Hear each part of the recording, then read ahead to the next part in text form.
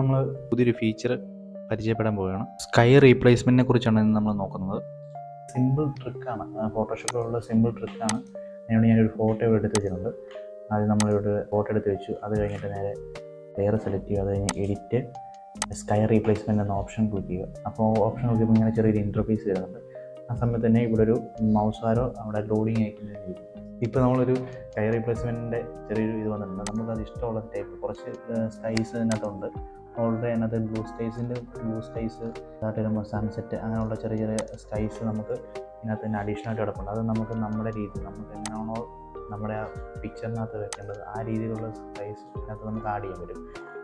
അതിനല്ലെങ്കിൽ അതിനകത്തും കൂടുതൽ വേറെ നമുക്ക് അത് ഇഷ്ടപ്പെട്ടില്ല, നമുക്ക് വേറെ എടുക്കണമെങ്കിൽ പ്ലസ് ബട്ടൺ ഉണ്ട്. ഈ പ്ലസ് ബട്ടൺ എടുത്താൽ നമുക്ക് ഇഷ്ടമുള്ളത് നമ്മുടെ ഫയലിനകത്ത് കിടക്കുന്നത് നമുക്ക് സ്കൈസ് ഉണ്ടെങ്കിൽ അത് നമുക്ക് എടുത്തിടാൻ പറ്റും.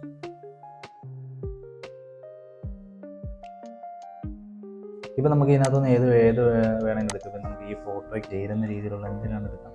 ഇപ്പം ഞാനിത് സെലക്ട് ചെയ്യുന്നത് ഫ്ലിപ്പ് ചെയ്ത് കഴിഞ്ഞാൽ അതൊരു ഫ്ലിപ്പ് ഓപ്ഷനിൽ പോയി. അത് കഴിഞ്ഞാൽ നമുക്ക് അതിനകത്ത് ബ്രൈറ്റ്നെസ് കൊടുക്കാം. ബ്രൈറ്റ്നെസ് കൊടുത്ത് നമുക്ക് ആ ചേരുന്ന രീതിയിൽ നമുക്കത് അഡ്ജസ്റ്റ് ചെയ്ത് വെക്കാൻ പറ്റും. ഫേഡ് ഔട്ട് കൊടുക്കാം, നമുക്ക് ഷിഫ്റ്റ് അടിച്ച് കൊടുക്കാം.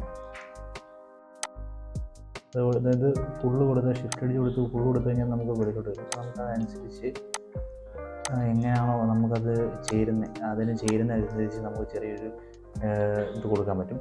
അത് കഴിഞ്ഞ് നമ്മൾ ഓക്കെ കൊടുത്ത് കഴിയുമ്പോൾ ഇങ്ങനെ കുറച്ച് ലേയേഴ്സ് അതിനകത്ത് വരും. അപ്പം നമ്മൾ ഇതുണ്ട്. ഇതാണ് ഇപ്പം നമ്മൾ ആഡ് ചെയ്തത് സ്കൈസ്. ഇതാണ് നമ്മൾ സ്കൈ ആഡ് ചെയ്തത്.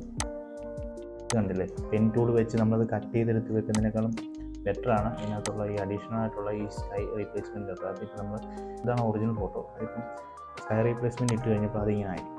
കണ്ടിട്ട് നിങ്ങൾക്ക് ഈ വീഡിയോ ഇഷ്ടപ്പെട്ടെങ്കിൽ സബ്സ്ക്രൈബ് ചെയ്യുക, കമൻറ്റ് ചെയ്യുക, അതുപോലെ തന്നെ ഷെയർ ചെയ്യുക. Okay, by.